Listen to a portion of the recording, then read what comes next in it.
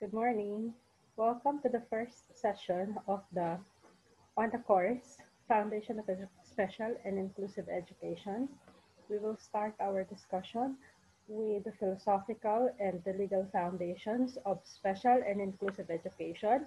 But before that, we will have first our introduction.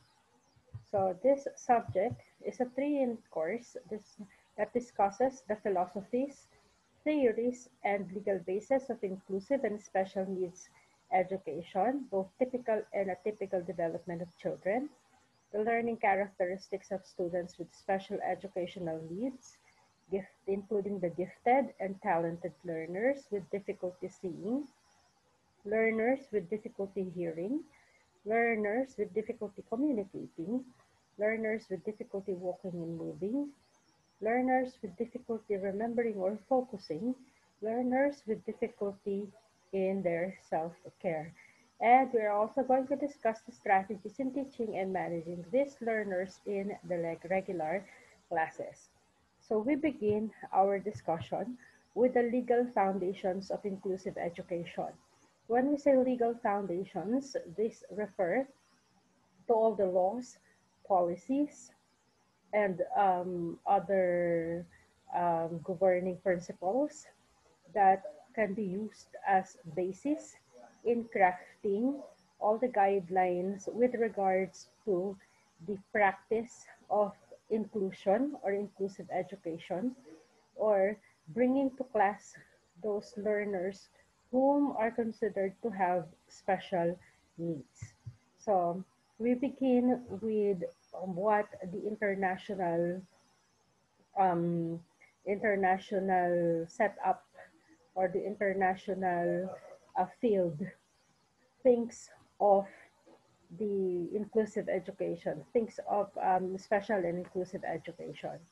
So one of the goals of the United Nations Sustainable Development is to ensure inclusive and equitable quality education and promote lifelong learning opportunities for all. So this can be viewed that the special and inclusive education involves or is a concern not only here in the Philippines but all over the world. In fact, it is part of the United Nations Sustainable Development Goals, and it is number 4. Okay? So sa kabuuan po sa buong mundo, hindi lang Pilipinas ang nagbibigay ng attention or ng priority in practicing or in the practice of inclusive education. That is part of the Sustainable Development Goals of the United Nations, which involves the whole world or all the member countries. So let's go now to the local laws or local law or bill that spearheaded or that is used as a basis in establishing or in mandating the use of inclusive or the practice of inclusive education here in the Philippines. Article 14, Section 1 of our Philippine Constitution states that the state shall protect and promote the rights of all citizens to quality education at all levels and shall take appropriate steps to make such education accessible to all. So from the point of view of our government, nakalagay din po sa Philippine Constitution yung tinatawag nating education that is accessible to all. So when we say accessible to all,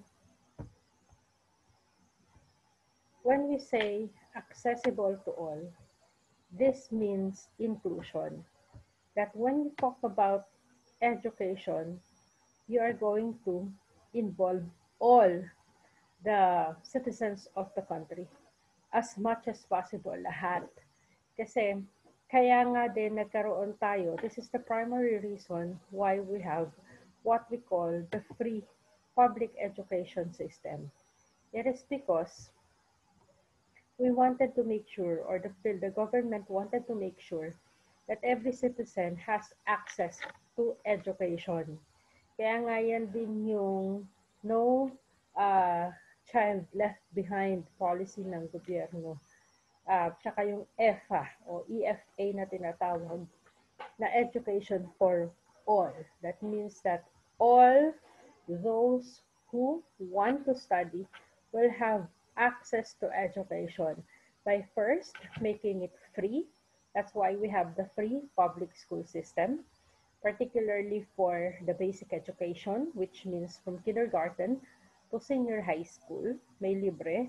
Tapos just recently, a law has been passed na nagbigay din ng access sa free, almost free college education, especially if the college student would be enrolling to or enrolling in a state university or local universities. Tapos nagbigay rin sila ng tinatawag nating subsidy in the form of the TES or the Tertiary Education Subsidy.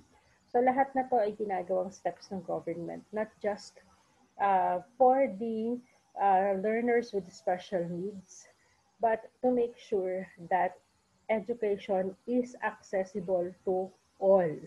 May kapansanan o wala, may pera o wala, may sakit o wala. May kakayahang magpaaral o mag-aral o wala. Sa lahat binubukas ang education because that is mandated by the Article 14, Section 1 of the Philippine Constitution.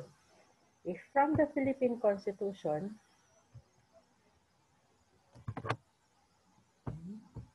it can be said also, you can also see yung tinatawag nating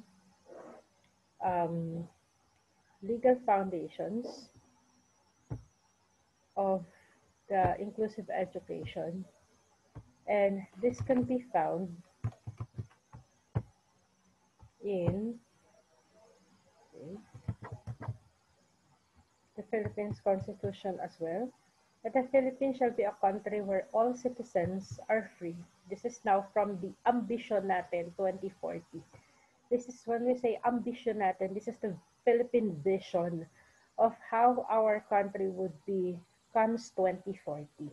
The Philippines shall be a country where all citizens are free from hunger and poverty, have equal opportunities, again, inclusive education should be provided, or it provides that everyone must be given equal opportunity to opportunity and access to education, enabled by fair and just society that is governed with order and unity, a nation where families live together, thriving in vibrant, culturally diverse, and resilient communities.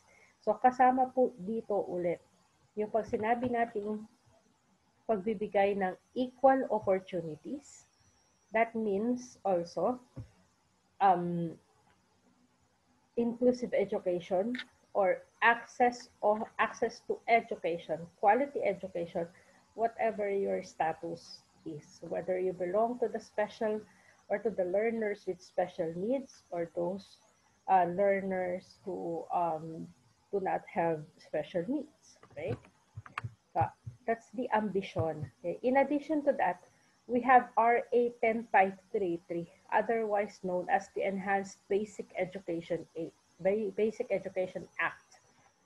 So in the same Republic Accord Law, Section 8 also provides for the inclusiveness of enhanced basic education, which means in furtherance of Section 3 of this Act, inclusiveness of enhanced basic education shall mean the implementation of programs designed to address the physical, intellectual, psychosocial, and cultural needs of the learners which shall include but shall not be limited to the following. Okay, programs for the gifted and the talented. So hindi lang yung nakikita natin kasi minsan ang mga Filipino, when you speak of the special children, ang agad nilang naiisip ay yung may mga disabilities. Yung tinatawag nating yung dito sa 8.2, yun yung madalas nating naiisip. Kung hindi naman, so yung pag sinabi nating disabilities, kasama na lahat dyan, yung mental, physical, at iba pang mga disabilities. Madalas yun ang naiisip natin. But when we talk about children with special needs, These are the children na nandun sa tinatawag nating extremes, both positive and negative. So yung mga talagang nangangailangan ng tulong kasi hindi pa nila kaya, at yun namang ibang nangangailangan ng suporta kasi marami silang kayang gawin. So the education na would come in to reinforce and to further hone kung ano yung meron sila. Kaya dalawang klase yung tinatawag nating children with special needs. Okay? One is those or are those the gifted and talented. The other ones are those with disabilities. As we go on, we will be discussing yung mga tinatawag natin disabilities that can be classified under special needs. Okay? Then aside from that is the madrasa program, or the use of the Muslim background in designing the lesson, or yun. So para siya sa mga tinatawag natin, mga kapatid nating Muslim. Again, ang mga Muslim, because of their religion, their culture, their tradition, there is need to come up with or to have that particular curriculum na mag-a-address ng mga pangangailangan nila bilang mga Muslim. So, nandun yun sa madrasa program. And of course, you have the special needs of the indigenous peoples or the IP na tinatawag. So, yung mga kapatid nating kabilang sa mga katutubo. Okay? Indigenous people na po ang tawag sa kanila ngayon. And then programs for the learners under difficult circumstances. Ito yung mga learners na nandun sa mga lugar na nagkakaroon ng mga giyera, yung frequented by calamities. So yun yung nakaprovide o yun yung sinasite dito sa Section 8 of RA 10533 or the Enhanced Basic Education Act. Tandaan nyo ha, kung paano siya unti-unting bumaba mula dun sa Sustainable Development Goal ng United Nations, which mentioned about inclusive education, down to our Philippine Constitution. Now here's a specific, kasama rin siya dun sa goal natin sa 2040. Now here's a specific law that cites it, and the law is specific to education. Remember that RA 10533 or the Enhanced Basic Education Act that specifically cited in Section 8, okay, in support to Section 3, that the inclusiveness of the enhanced basic education must pave the way for the creation and implementation of programs specifically designed to address programs in 8.1 to 8.5. Okay? In a particular setting, minsan isa o dalawa lang. Minsan magkasama yung 8.1, 8.2. So, kaya rin kung mapapansin niyo, sa public school, meron tayong mga tinatawag na SPA program. So, Special Program for the Arts, Special Program for Journalism. So, these are catered to the students in the public school system na meron silang additional na talents na gusto pa nilang i-hone yun. So, kaya sa public school, merong mga selected schools na pinayagang mag-offer ng tinatawag nating special program. But these are catered for the students who are gifted and talented. There are also some public schools na meron silang tinatawag naman na SPED. Doon pumapasok yung may mga mental delay. Pangit kasi pakinggan yung madalas nakakasanayan nating retarded. Okay? Meron silang mga mental delays, may academic delays, o kaya naman yung tinatawag natin physically handicapped, hindi makalakad, bingi, yung pipi. So yun yung mga nasa SPED. Yung madrasa program, madalas ito ay nandun sa mga regions na maraming naninirahang Muslim. And then the indigenous peoples, so kapag halimbawa yung mga tinatawag nating teacher assigned to the far-flung barangays or places in the Philippines, na umaakyat sila ng bundok to deliver quality education. So kasama yun sa tinatawag nating disenyo ng inclusive education sa Pilipinas. Okay? Next is you also have the Batas Pambansa 232. This is the Original Education Act of 1982. So ito ay ito yung sinuportahan nung RA 10533 or the Enhanced Basic Education Act. So ang minensyon naman dito before the RA 10533 is in its section 24, chapter 2, section 24, in terms of non-education and specialized educational services, wherein specialized educational service means that the state shall recognize its responsibility to provide, within the context of the formal education system, services to meet special needs of certain clientele. So doon po sa RA 10533, mas ginawang specific sino yung tinatawag nating tao o mga learners na may special needs at ano-ano ang kanilang pangangailangan. So dito, noong 1982, syempre habang nagtatagal o habang lumilipas ang panahon, nababago-bago yung mga terminology, mas nagiging specific kasi nadadagdagan ng mga pag-aaral. Kaya kinakailangan ang mga batas natin, ang mga goals natin, ang mga programa natin, dumadaan siya na tinatawag nating revision o enhancement. So dati, ang binanggit lang doon, dito sa Batas Pambansa bilang 232 or the Education Act of 1982, dati in-specify lang yon na dapat ang Estado ay magkaroon ng basic policies para sa work education or practical arts. Kaya nung araw, meron tayong tinatawag na subject of practical arts, HELE, EPP, TLE, so special education, na-mention ulit, and the non-formal education.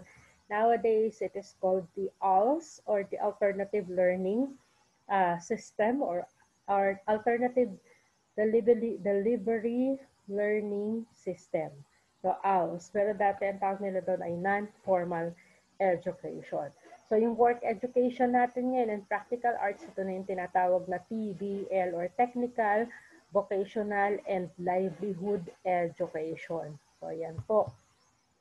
Aside from that, or aside from those mentioned earlier, yun kasi yung mga pinakamatitibay na basehan. Pero in addition to that, ito pa yung mga ibang tumutukoy o ginamit na basis, legal basis for inclusive education. So, na-discuss na natin kanina itong 1987 Philippine Constitution. We were also able to discuss the Enhanced Basic Education Act of 2013. And in addition to that, we have the RA 10157 or the Kindergarten Education Act, which mandated or which compelled parents to enroll their children to the kindergarten. Dati kasi, hindi siya mandatory. Optional kung gusto mong pag-aralin sa kinder yung anak mo o hindi. Pero ngayon, ang nagiging optional na lang is the daycare system na minsan parang nagiging mandatory na rin kasi mas pinipili na rin ng mga parents na ipasok yung kanilang mga anak sa daycare. So, kasama ulit yan sa inclusive education ha, kasi mandatory na dapat mag-kinder yung bata. RA 9155, the Governance of the Basic Education Act of 2001, the RA number 8371, which is, di ba, na-mention na natin kanina, yung Indigenous People's Rights, kasama dyan yung free or access to free education. Yeah. Aside from that, you also have Presidential Decree number 603 that stated, or which is about the Child and Youth Welfare Code, RA 7610, Special Protection of Children Against Child Abuse, Neglect, Cruelty. Una nitong nagawa yung tinatawag yung sa BAUSI na tinatawag natin. So yung violence against children, women and children. You also have the Republic Act 9344, or the Juvenile Justice and Welfare Act of 2006, RA number 9442, which is an amendment to RA number, Republic Act number 7277, or the Magna Carta for Disabled Persons. Tandaan nyo ha, sa bata, sa mga juvenile, sa disabled. Meron din tayo kanina sa IP, RA number 10665, or the Act establishing the open high school system, which is also part of what we call alternative delivery mode, na formal education. So open high school kasi siya. And then RA number 10361, or the Domestic Workers Act, or Batas Kasambahay, kasama din kasi doon na pwede silang mag-aral kung kukustuhin nila at dapat payagan sila kung sila ay mag-aaral. Remember, inclusive education.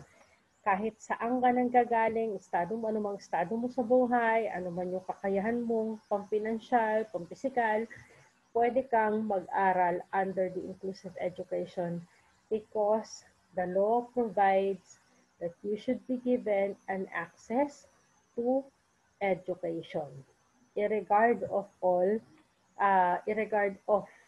all other circumstances or situations you are in.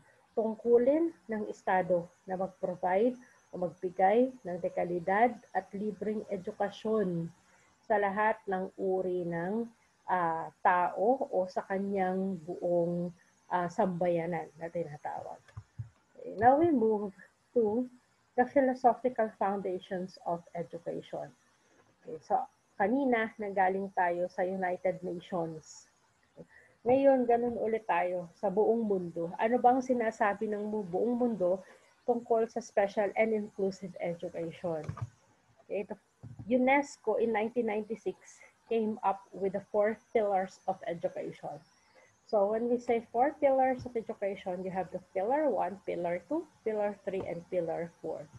Learning to be, okay, means that the child must learn how to come up with independent judgment, a sense of personal responsibility, and tapping the buried treasure of hidden talents.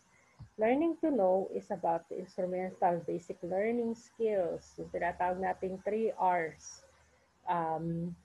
Reading, writing, and arithmetic. That's the basic learning skills. Foundational skills, which the student or the learner can acquire in the basic education system, presupposes learning to learn, independent learning. Foundation for lifelong learning, so hindi tumitigil na pag-aaral. Preparation for the learning society, which includes college education. The other pillar is learning to do. So this is now about learning for work and life. This is competency-based, na dapat natitrain na yung estudyante o yung mag-aaral para mag-deal o harapin yung mga unforeseeable situations na tinatawag. So, nagiging ready siya sa buhay mismo, alternating study and work. And the last pillar is learning to live together. Okay, katulad nga ng sinasabi natin, no man is an island. You have to know, you have to learn how to coexist. How do you know that? So, dapat ma-train yung estudyante, maturuan ang mag-aaral on how he or she can understand others, respect for human dignity and diversity, learning for responsible and active citizenship. Hindi yung puro siya lang. Okay?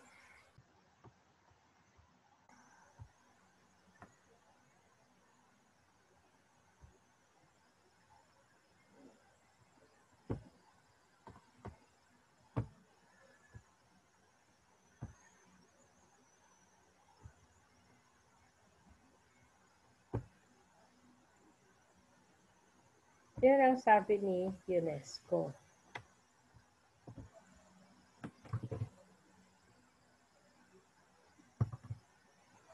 So, sabi ngayon ng BESRA, 2006-2010, how do we do this? So inclusive education is also based on what we call strategies that are articulated for children to reach, or children reached by mainstream public schools, as well as for population segments requiring special education. Again, for the differently abled persons, for indigenous peoples, for Muslim Filipinos through madrasa education. And that a part of the strategies would be streamlining of the curriculum and the possible extension of the basic education cycle. That is why we now have from 10 years of basic education, mandatory basic education, it has been extended to 12 years. Actually, hindi lang 12. Kasi yung tinatawag nating kindergarten, that's +1. So our education cycle now is no longer 12, no longer 13, and not 12, but actually no longer 10, not 12, but actually 13 years of mandatory basic education here in the Philippines.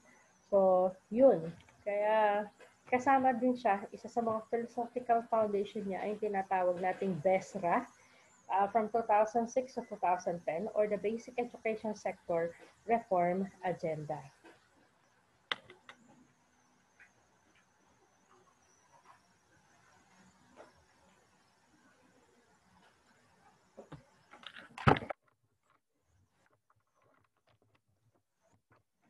The other philosophical foundation is now from our very own DepEd mission and vision statement.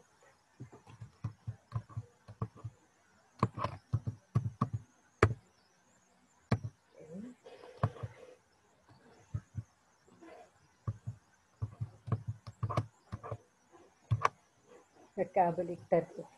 So, we have the DepEd vision. DepEd dreams of Filipinos who passionately love their country, and whose values and competencies enable them to realize their full potential and contribute meaningfully to the building of the nation.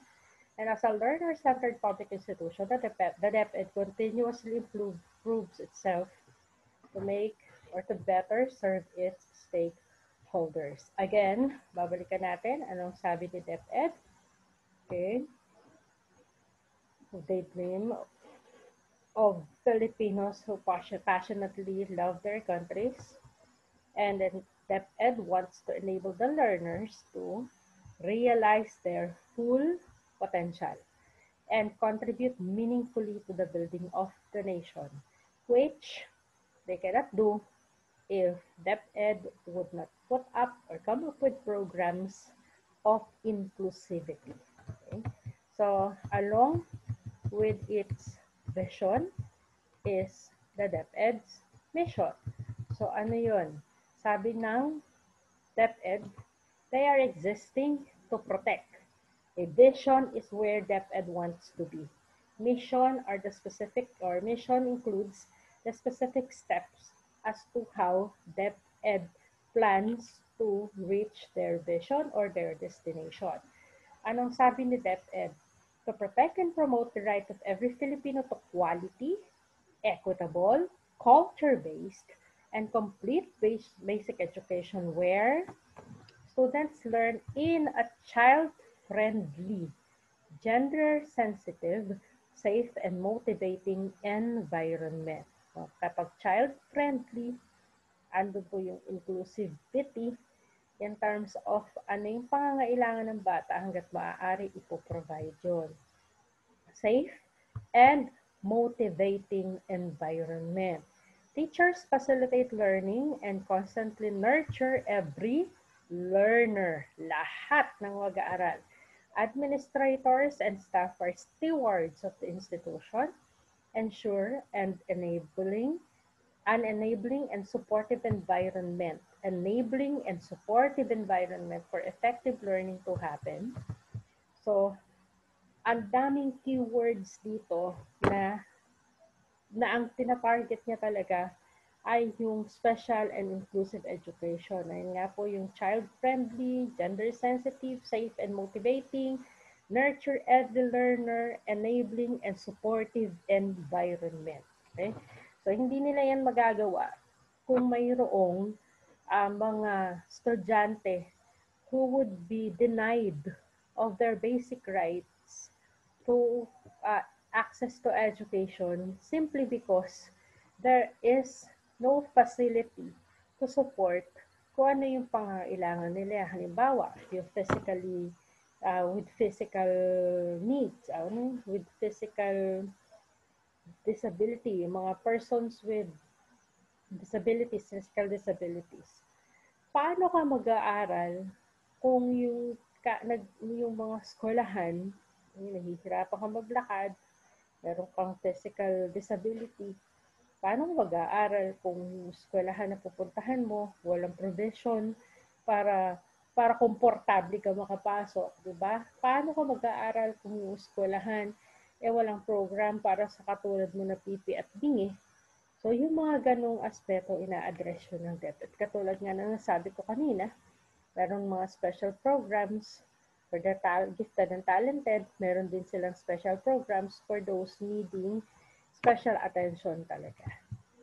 And so by 2022, we will have a nation loving and competent lifelong learners able to respond to the challenges and opportunities to the delivery of quality, accessible, relevant, and liberating K-12 programs. So kaya napakahalaga nitong special and inclusive education. Okay? Dapat ang ma-provide natin, ma-produce natin ay mga lifelong learners through the Liberating K-12 program. At magyayari yan sa pamamagitan ng DepEd, kasama na rin syempre yung mga private schools. So, that concludes our discussion on the philosophical and legal foundations of special and inclusive education. I will be posting your activity with regards to this video later. I hope you are still doing well in the safety of your own homes. Thank you for your time and for watching, listening to this presentation.